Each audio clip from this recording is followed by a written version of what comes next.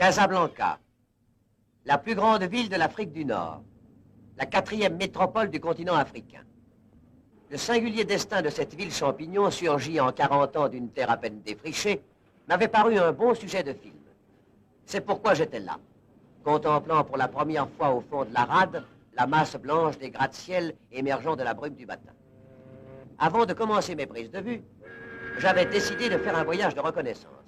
Regarder autour de moi, observer les rues et les gens, interroger ceux qui ont été les témoins de la prodigieuse croissance de Casablanca, tel était le programme que je m'étais tracé.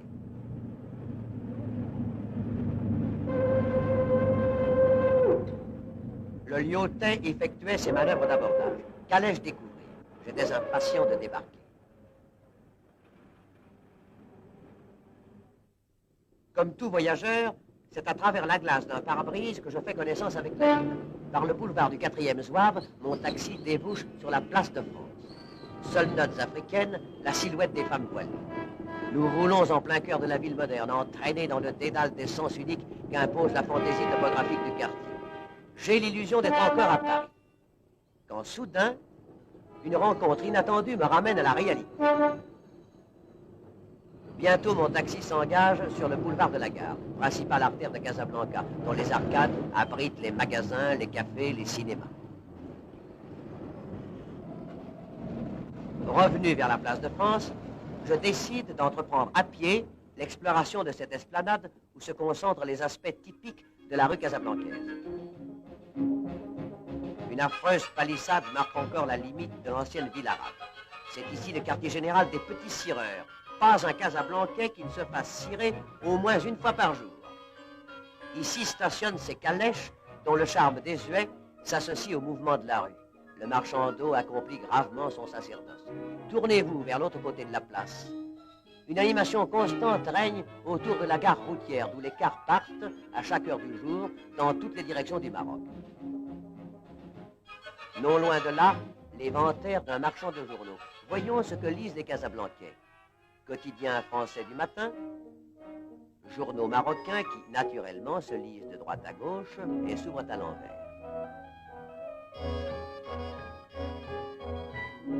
Mais la grande attraction de la place de France, ce sont les cafés. C'est au café qu'il faut s'asseoir pour observer la foule casablancaise. Une foule qui ne ressemble à aucune autre.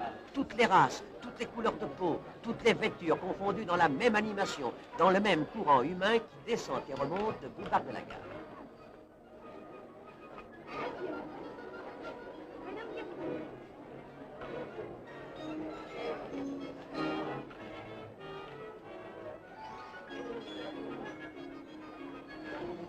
Je continuais ma promenade en flânant devant les boutiques, admirant le luxe et la diversité des étalages. Supputant devant les innombrables magasins d'armoires frigorifiques et de machines à laver, la prospérité de cette ville jeune, éprise de confort matériel. Ville où les audaces architecturales affrontent les échantillons de tous les styles qui se sont succédés depuis 1914.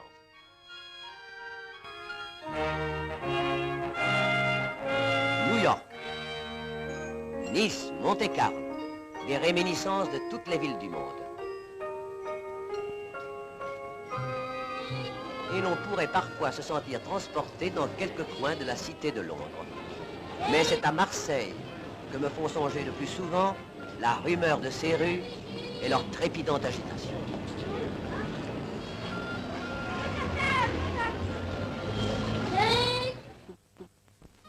Ma première lettre ne contenait que des impressions superficielles, décousues. J'éprouvais le besoin de pénétrer plus intimement la vie casablancaise.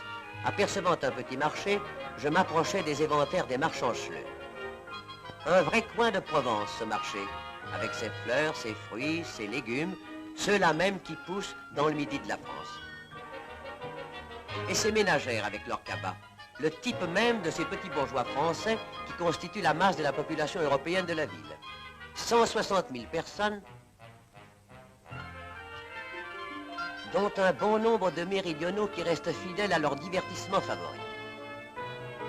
Que font-ils dans la vie, ces Casablancais moyens? Commerçants, ouvriers, fonctionnaires? Et ceux-là, Qu'étaient-ils? Des gars de Schnorr?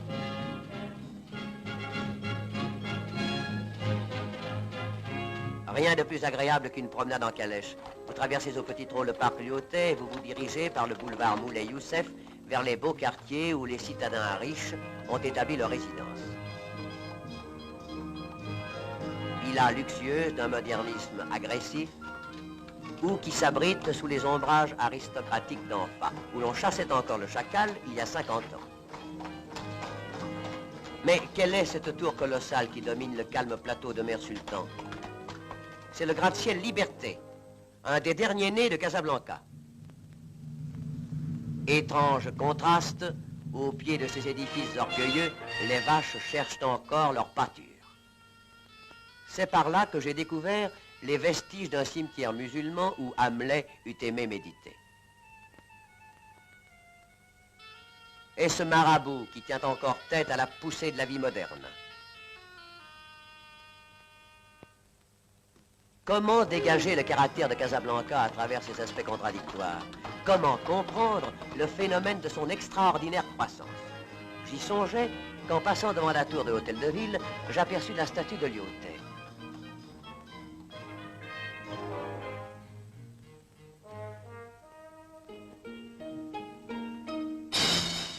Lyautey, le créateur du Maroc moderne. Non loin de là, enfoui dans le feuillage, la baraque pieusement conservée où le général Drude avait établi en 1907 son poste de commandement. Casablanca possédait donc une histoire. Il ne suffisait pas de se promener dans les rues, il fallait plonger dans le passé. Je ne tardais pas à découvrir, dans la petite imprimerie qu'il dirige, l'homme qui allait m'aider à remonter le temps, M. Christian Houel, ancien journaliste, un des 30 Français qui vivaient à Casablanca au début de ce siècle. Si vous voulez vous représenter ce qu'était Casablanca à cette époque, commencez par anéantir tout ce que vous venez de voir. Ici, à la place de ces boulevards et de ces immeubles, il n'y avait que de propres jardins, des terres labourées. Puis c'était le bled jusqu'à l'horizon, une terre aride parsemée de touffes de palmiers nains, pas une route, quelques pistes caillouteuses sur lesquelles on ne circulait qu'à dos de mules ou de bourricots. Les 20 000 habitants de Casablanca vivaient à l'intérieur des remparts, dont les vestiges délimitent encore l'ancienne Médina. Et M. Houel m'entraîna dans ce quartier enfoui comme un noyau en plein cœur de la ville.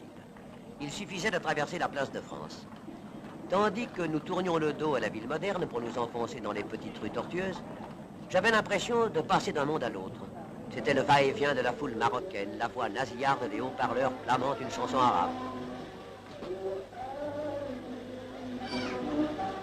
C'est par ici que j'habitais, il y a 50 ans, m'expliquait M. Houel. Nous étions quelques centaines d'Européens groupés dans ces parages. Les Espagnols, assez nombreux, voisinaient autour de cette place, un vrai coin d'Andalousie. Et tenez, voici la boutique du signor Gomez, l'unique salon de coiffure du pays. La taille de cheveux coûtait 10 sous. Nous arrivions à la porte de la marine.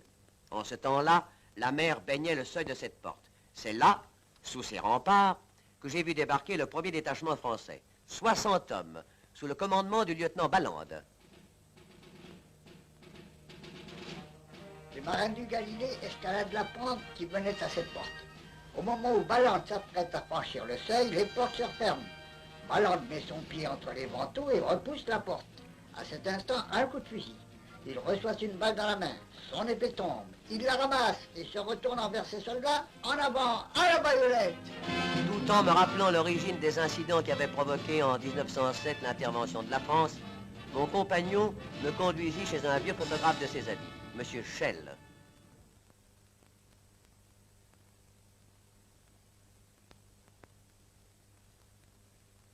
Celui-ci nous montra l'arbre qu'il avait planté, la maison qu'il avait construite de ses mains,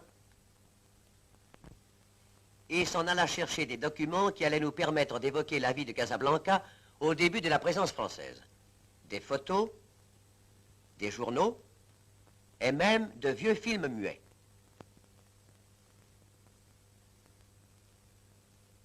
Voici comment débarquèrent, il y a une quarantaine d'années, les pionniers de la ville nouvelle.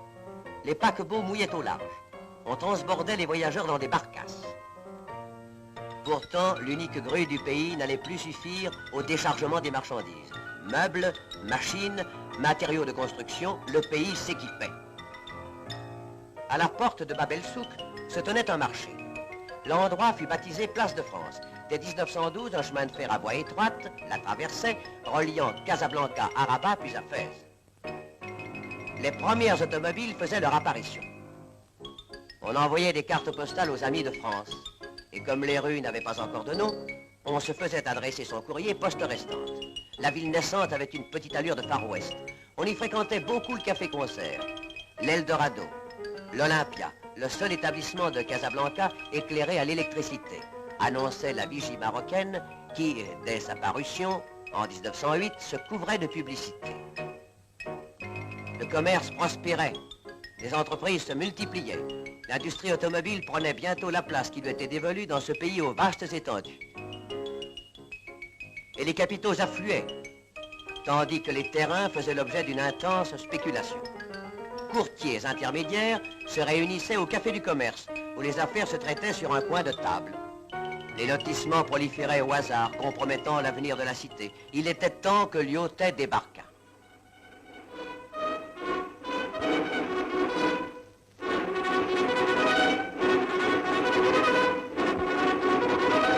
Le 13 mai 1912, le général Lyautey arrive à Casablanca.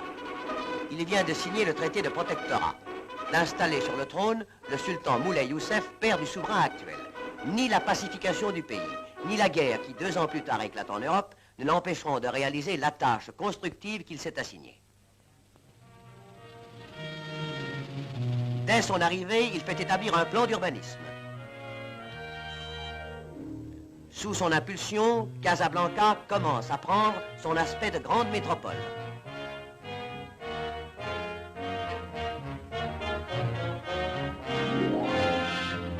Là où il n'y avait encore que des terrains en friche,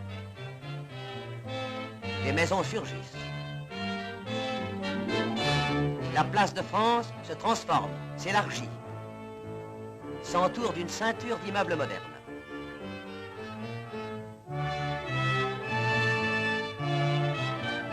L'hôtel de ville, le palais de justice, s'édifie autour de la place administrative. Mais l'idée maîtresse de Lyautey, c'est ce port, avec sa jetée de 3 km et ses 100 hectares de superficie. Ce port qui va déclencher l'essor de Casablanca.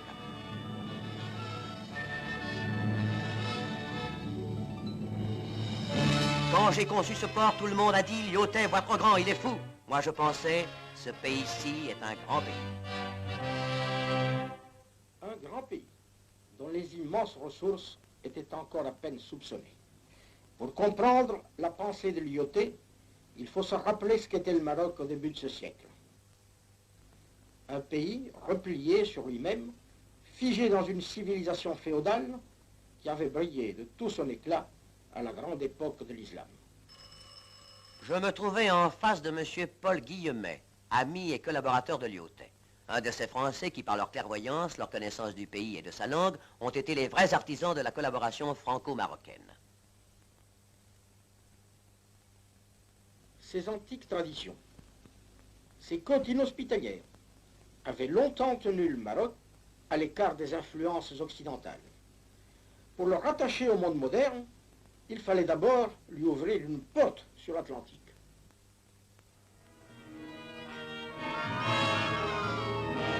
Plusieurs petits ports s'échelonnaient le long d'un littoral sauvage. Mogador, Safi, Mazagon. Mais c'est la bourgade de Casablanca, un point insignifiant sur la carte, qui allait devenir la capitale économique de ce pays neuf.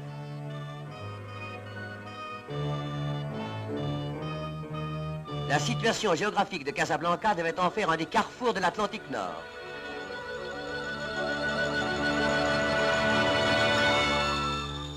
Et plus tard, l'escale privilégiée des lignes aériennes qui relieront l'Europe à l'Amérique du Sud. À égale distance de Fès et de Marrakech, Casablanca sera le nœud des voies de communications intérieures, le pôle de la vie économique du pays.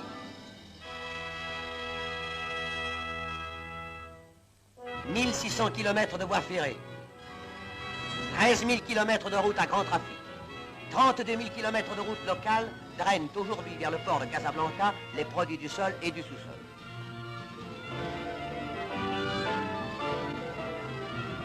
Et d'abord, cette grande richesse du Maroc, les phosphates. Extraits des gisements de Kouriga et de Louis Gentil, 4,5 millions de tonnes de phosphates sont embarquées chaque année sur des centaines de cargos battant pavillon de toutes les nations. Par l'importance de son trafic, Casablanca rivalise avec Marseille et Rouen.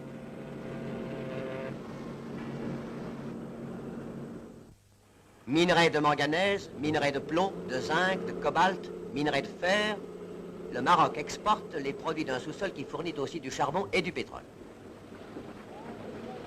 De gigantesques silos permettent d'entreposer les céréales. Pays de grande culture, le Maroc expédie à l'Europe son orge et ses légumes secs, ses oranges, ses clémentines, ses tomates fraîches, ses conserves. Mais déjà, le port est trop petit. Il faut l'agrandir.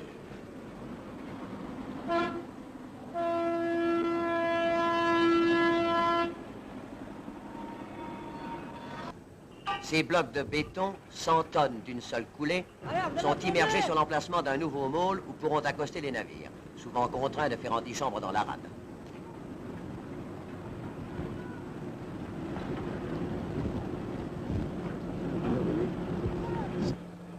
L'ancien petit port est maintenant réservé au trafic de la pêche, une des grandes activités marocaines.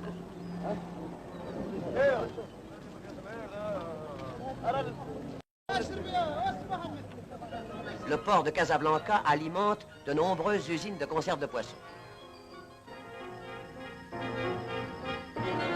Industries alimentaires, industries métallurgiques, minoteries, brasseries, fabriques de vêtements et de chaussures. Le mouvement du port a fait surgir des centaines d'usines qui transforment sur place les produits agricoles ou les matières premières importées. Ainsi s'est formée l'agglomération industrielle des Roches Noires qui s'étend à l'est de la ville sur une distance de plusieurs kilomètres. Une nouvelle centrale thermique vient d'être mise en service. 170 millions de kilowattheures en 1952.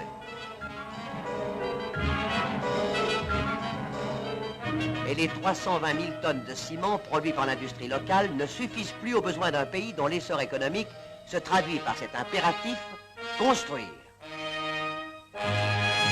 Depuis 40 ans, Casablanca n'a pas cessé d'être un chantier. Vaste stade, usine gigantesque. Le béton qui coule sans cesse façonne et modifie les traits de la cité qui vient de lancer dans l'espace la voûte de son palais de la foire. Une seule portée de 90 mètres. Construire, parce que la population augmente de jour en jour. Parce qu'il n'y a jamais assez de maisons, d'entrepôts, d'ateliers. Au centre même de la ville, chaque jour, un nouveau chantier s'ouvre. Chaque jour, un immeuble s'achève.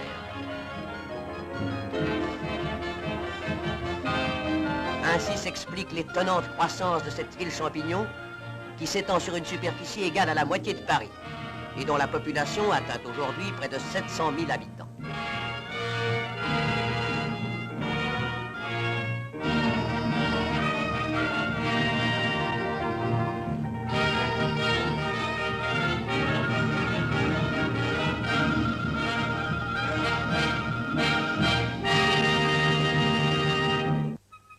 Le sang de Casablanca, c'est son commerce. Toute la population participe à cette activité qui la fait vivre. Dès le lever du jour, les alentours de l'avenue du Général Drude, quartier du commerce de gros, s'animent. C'est ici le fief du commerce du thé, ce thé de Chine qui, accompagné de menthe fraîche, est la boisson nationale du Maroc. Le marché du thé est entièrement entre les mains des Marocains qui ont adopté les méthodes commerciales modernes.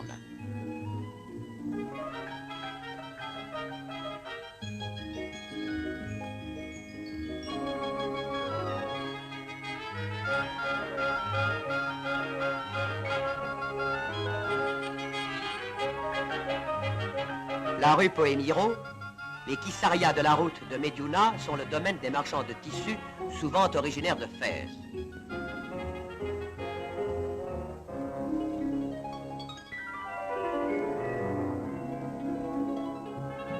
les chleux de l'anti-Atlas ont le quasi-monopole de l'épicerie, tandis que la quincaillerie est plutôt le patrimoine des Israélites.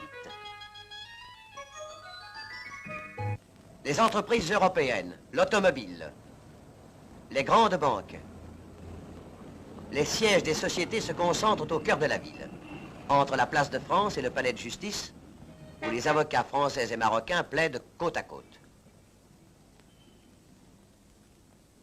Et chaque jour à midi,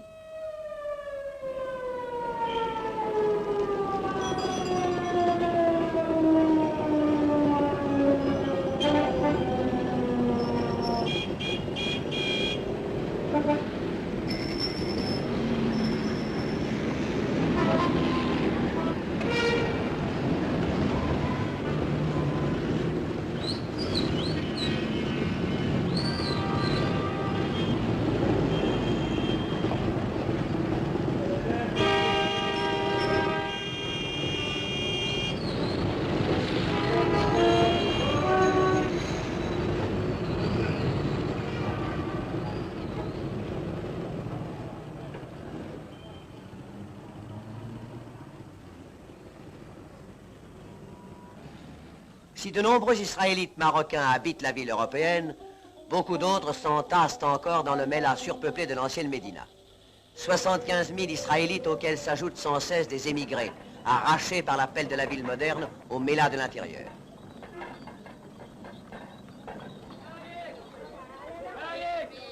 Attention, madame. Allez, attention. Allez, attention. Je peux pas parler.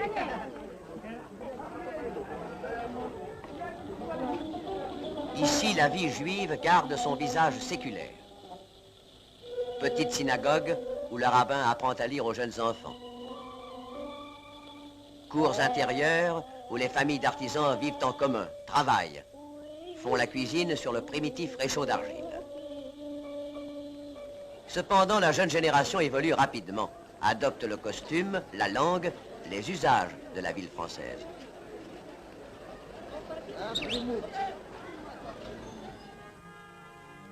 Le centre de la vie musulmane s'est transporté au sud-est de la ville, dans la nouvelle Médina. Construite autour de 2 mosquées, la cité Abous forme le cœur d'une vaste agglomération où vit la plus grande partie des 450 000 musulmans. Arcade, Kissaria, les architectes français ont adapté les exigences de l'urbanisme au caractère de l'architecture locale. Sur la grande place s'élève le tribunal du Pacha, la nouvelle Mahakma, du style hispano-mauresque le plus classique. La tradition religieuse de l'islam conserve ici sa simplicité et sa grandeur.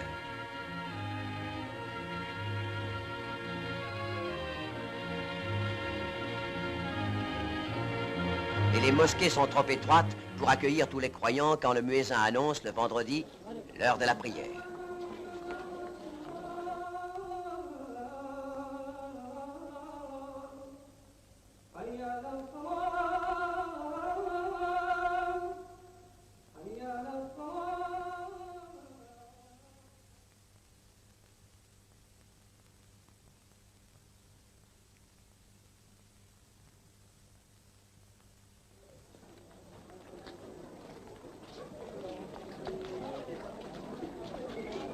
Autour de la cité Abous se déploient les quartiers populaires traversés de spacieuses avenues.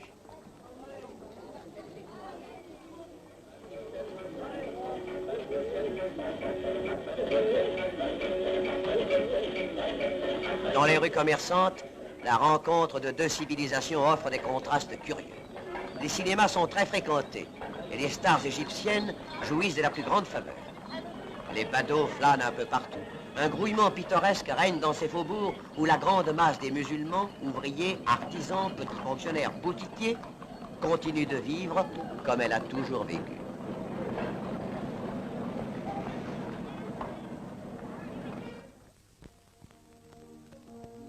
La journée terminée, le flot des travailleurs remonte vers les quartiers marocains.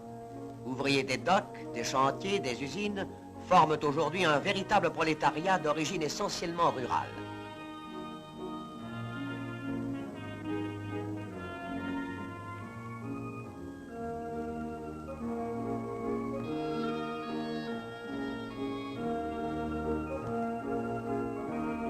Ces émigrés de l'intérieur, berbères du Haut-Atlas ou de la vallée du Souss, paysans des oasis du Bani et du Dra, ne trouvent pas toujours à se loger dans les médinas surpeuplés.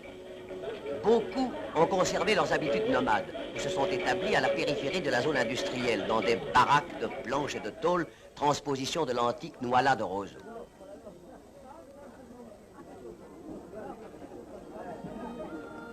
Près de 100 000 Casablancais habitent ces bidonvilles, véritables cités qui ont leurs magasins, leurs cafés, leurs minuscules mosquées dont les minarets se dressent comme des girouettes au-dessus des toits. Si les enfants jouent ici comme partout sur terre, si la vie s'y écoule avec dignité, le spectacle de cette disgrâce est inacceptable pour un œil occidental. C'est pourquoi j'avais tenu à rencontrer M. Michel Écochard, chef des services de l'urbanisme du protectorat. Je comprends que ce que vous venez de voir vous ait péniblement impressionné. Dites-vous cependant que ces bidonvilles ne sont pas nécessairement le fait de la misère. Il s'agit là d'une maladie de croissance propre aux villes champignons. Songez que le Maroc a parcouru en moins d'un demi-siècle le chemin industriel que l'Europe a mis 150 ans à accomplir. La concentration urbaine qui s'est produite en quelques décades à Casablanca est un phénomène dont le monde offre peu d'exemples. Considérez cette courbe. 25 000 habitants en 1907, 650 000 en 1950. La rapidité de cette croissance a débordé les prévisions techniques. Au début, le problème du logement ne se pose que pour les Européens dont la population surpasse, en 1918, celle des Marocains. Les quartiers européens croissent anarchiquement sur les terrains lotis par les spéculateurs. Mais l'afflux de la population prolétarienne renverse bientôt la proportion entre les deux groupes d'habitants. Malgré la naissance de nouveaux quartiers marocains, le déséquilibre s'accentue. La guerre, en attirant vers la cité industrielle des milliers de ruraux, augmente encore le surpeuplement des médinas. Cette poussée démographique a engendré puis maintenu la plaie des bidonvilles. La tâche essentielle des services de l'urbanisme est de résorber ces agglomérations pitoyables, de créer pour les populations laborieuses des cités nouvelles, en harmonie avec leurs aspirations et leurs besoins. Déjà, les nouveaux quartiers de Sidi Othman et les carrières centrales vont pouvoir abriter des milliers de sans-logis. Déjà, les habitations israélites du front de mer commencent à décongestionner l'insalubre Mela. Déjà s'étend sur le plateau qui domine la ville, la blanche cité d'Ain Shok.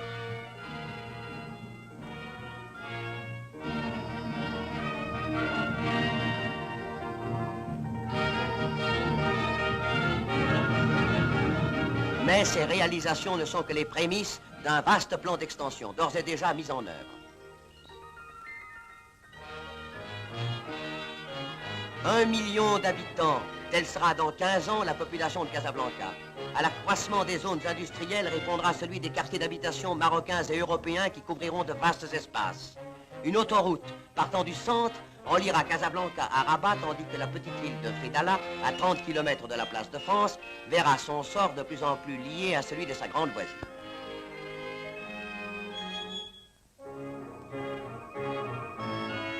Cette ville future, j'en apercevais la préfiguration dans ce paysage naguère désert, aujourd'hui transformé par l'effort des hommes. Elle s'annonçait dans des monuments construits aux proportions de son avenir, telle cette piscine, la plus grande du monde, où les Casablancais viennent communier par milliers dans la même ferveur sportive, dans le même goût pour la vie au grand air.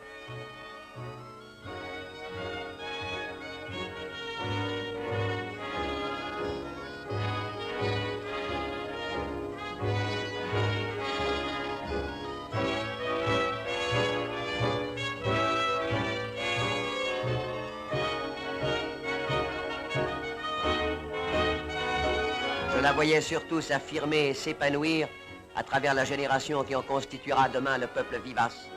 Cette jeunesse saine, joyeuse, instruite dans les écoles modernes. La sève d'un peuple qui s'éveille, d'un pays qui s'élance avec foi vers son destin.